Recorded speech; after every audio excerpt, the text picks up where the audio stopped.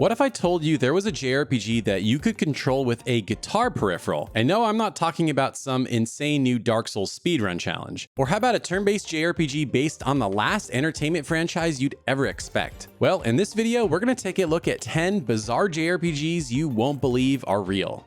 This video is sponsored by Anomaly Collapse, a turn-based roguelite game that thrusts players into a supernatural sci-fi universe where every step in its innovative 1D battlefield requires strategic planning and execution. Command a unique trio of furry warriors and sharpen your tactical prowess as you face off against monstrous anomalies in turn-based battles. Harness the synergy of specific class skills, precise positioning, and a vast inventory of items to defeat enemies and unravel the intricate mysteries of this universe. And all this turn-based roguelite goodness is set across the world with a slick, stylish 2D art style that I just can't get enough of. In addition, the creators of Anomaly Collapse are giving away exclusive Steam keys to the full game, an opportunity that you don't want to miss. If you're as excited about this game as I am, simply head over to the Anomaly Collapse Twitter page to join the excitement and stand a chance to play the game for free. Anomaly Collapse is available now on Steam. You'll find links to their Twitter and Steam pages in the video description below. Thanks once again to Anomaly Collapse for sponsoring this video, and now back to the video.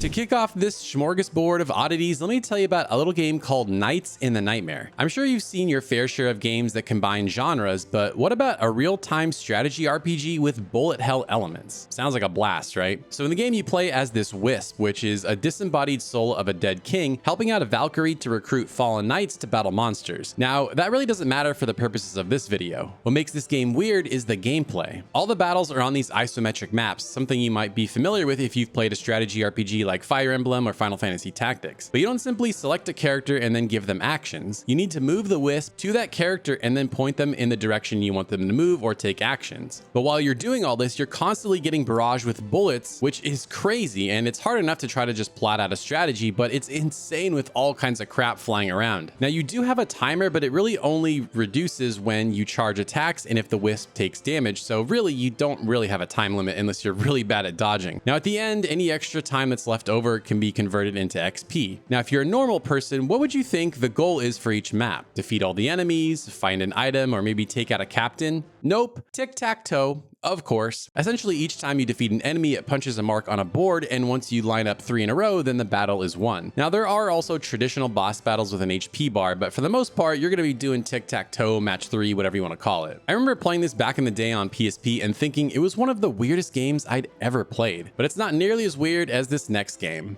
Now, let me ask you this. Have you ever been in the middle of a gaming session and really needed to use the facilities? Now, imagine that being a core gameplay mechanic in a dungeon crawler, and you've got yourself Zonky Zero Last Beginning. This was developed by Spike Chunsoft, developers of the Danganronpa series, and this game shares a lot of its same zany sense of humor and style. The premise is that you and 8 characters live on a post-apocalyptic island trying to survive in this ruined world. But there's a catch. They're all clones whose lives only last 13 days. And when the days are up, the characters are reborn and the cycle repeats. Now, the gameplay is a mix of turn-based dungeon crawling along with survival elements. You'll need to build up your base from resources that you gather, and upgrading your facilities increases your survivability, as you often suffer from hunger, stress, and as I mentioned before, you have to relieve yourself. On top of this bizarre yet intriguing gameplay, the visuals are stunning and the cast of characters fascinating. If you're down for a classic style game with a modern twist, then look no further than Zonky Zero. And speaking of classic style games with a modern twist, let's talk about 3D Game Heroes.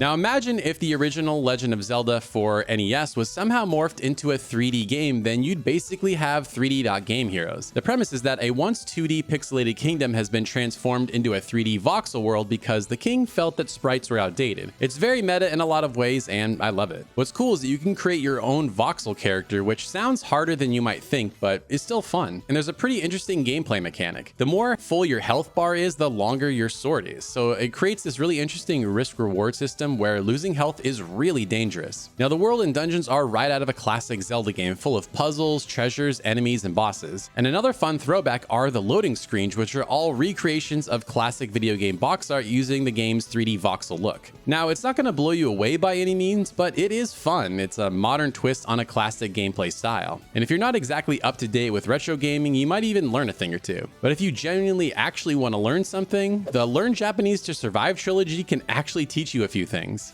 This might sound like a joke, but there's actually a trilogy of turn-based RPGs made with the RPG Maker engine that set out to teach the 3 Japanese alphabets: hiragana, katakana, and kanji. Essentially, the way the games are structured is that you'll learn a few Japanese letters and words from your tutor, and then you're set out into the world to fight some monsters. But here's where the really clever part comes in. The enemies are all Japanese letters, and the only way to do damage is to choose the correct pronunciation. It sounds strange, and it definitely is, but through brute force, you actually start learning Japanese. And what's cool is you can start piecing them all together slowly and learn words. And what's neat is it's not expensive either. One of the games is only $9 and the other 2 are $7, so it's fun to mess around with for a few hours if you're curious. But as a game, it's not exactly the best thing you'll ever play, but as a learning companion, they're pretty awesome. But a game that might actually be the best one on this entire list is Evoland 2. Have you ever played a game, enjoyed it, but maybe thought to yourself, what if this game tweaked its art style just slightly, or maybe even changed gameplay styles? Well, that's exactly what happens in Evoland 2. The plot is very time travel heavy, but what's cool is each time you time travel, you shift both the visual and gameplay style. It'll range from the Game Boy, 8-bit graphics, 16-bit graphics, and even 3D visuals. And the gameplay shifts all over the place, from a top-down Zelda to side-scrolling platforming, a turn-based RPG, and even a match 3 and fighting game. The original Evoland did the same thing, but I feel like Evoland 2 is not only longer, but has a much more interesting story. That said, this game obviously relies heavily on nostalgia. If retro gaming isn't really your thing, this might not appeal as much to you, or it might not hit as hard, but if you are a big retro gamer, then you're in for a wild ride. Now, speaking of retro games, let's talk about a turn-based RPG starring one of retro gaming's greatest mascots, Sonic the Hedgehog. Sonic Chronicles: The Dark Brotherhood is a turn-based RPG developed for the DS by BioWare. I bet you never thought you'd hear that combination of words in one sentence. Now, in this timeline, Eggman is presumed dead, and the story kicks off with Sonic on vacation, but quickly jets away to save Knuckles. The gameplay is a combination of exploration and turn-based combat. Now, the exploration segments are what you might expect from a Sonic game, with some loops and areas that require specific character abilities like climbing with Knuckles and flying with Tails. The combat is a turn-based affair with a party of 4 characters consisting of characters you'd expect like Tails, Knuckles, Amy, Shadow, and everyone's favorite, Big the Cat. Combat is rhythmic in a way. You can do normal attacks, but they often miss, I found, and they're not very effective, but the special abilities require some rhythmic timed taps to pull off correctly. Now, I feel like this was really only aimed at the most hardcore of Sonic fans and people that are new to RPGs, because the difficulty was rather low. And I feel like Sega didn't really believe too strongly in this game, as there wasn't much advertising for it. In fact, it only sold 2,100 copies the first week in Japan. Holy yikes. It's a fun piece of gaming history and strange, to be sure. Now, this next game might be the strangest one on the entire list.